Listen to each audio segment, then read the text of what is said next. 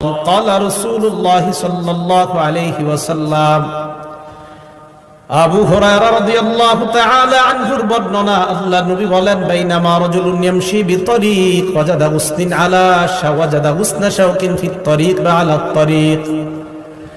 নবীজি বলেন, এক ব্যক্তি রাস্তা দিয়ে হাঁটতেছে, হাঁটতে হাঁটতে হঠাৎ একটা কাঁটাযুক্ত ডাল পেয়ে যায়। কাঁটাযুক্ত ডাল পাওয়ার পর ফাখরাহু, এই মনে করে কাঁটাযুক্ত ডালটা রাস্তা থেকে সরায় দেয়। কোনো মুসলমান এই ডালের মধ্যে পড়ে আঘাত পেতে পারে, কোনো মানুষ কষ্ট পেতে পারে। একটা সুই পাইছেন, রাস্তায় ফালাই দিয়েছেন, একটা ইটের টুকরা, যে টুকরা আপনার পায়ে লাগছে, আপনি চিন্তা করলেন আমার আরেক মুসলমানের পায়েও লাগতে পারে, এই টুকরাটা আপনি সরাইয়া দিয়েছেন। একটা কলার সিলকা, এটাতে আপনি পিছলা খেয়েছেন, আপনি চিন্তা করলেন আমার আরেক মুসলমান ভাইও এই সমস্যায় পড়তে পারে, আপনি সরাইয়া দিলেন। আল্লাহ নবী বলেন, ফাশাকারাল্লাহ, আল্লাহ আপনার এই আমলটা এত কবুল করে নেয়, আল্লাহ আপনার প্রতি সন্তুষ্ট হয়ে যায়।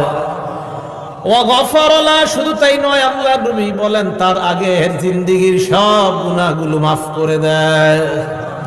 সুম্মা ক্বালা আশ-শুহাদাউ খামসা, এরপর আল্লাহ নবী এই হাদিসের মধ্যে বলেন 5 শ্রেণীর শহীদের আলোচনা করলেন।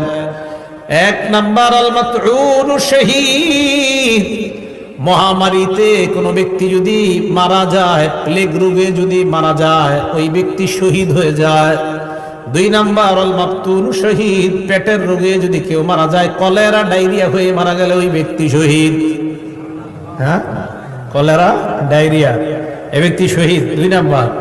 3 নাম্বার আল গরীকু শহীদ, কোন ব্যক্তি যদি পানিতে ডুবে মারা যায়, ওই ব্যক্তি শহীদ হয়ে যায়।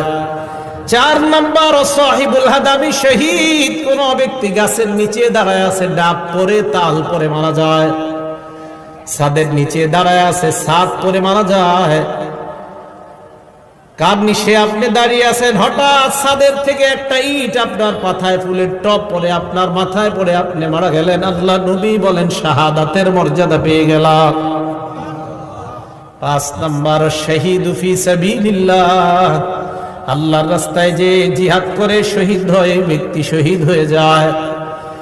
হাদিসের শেষে আল্লাহ নবী বলেন, দুনিয়ার মানুষ তোমরা জানো, লাউ ইয়ালামুন নাস মা ফিন নিদাই ওয়াস সাফিল আউয়াল, মানুষ যদি জানতো প্রথম কাতারে নামাজ পড়ার কি উপকারিতা, আর আজান দেওয়ার মধ্যে নামাজ আর আজান দেওয়ার মধ্যে কি উপকার, মানুষ যদি জানতো প্রথম কাতারে নামাজের কি ফায়দা, আজানের কি ফায়দা, সুম্মা লাম ইয়াজিদু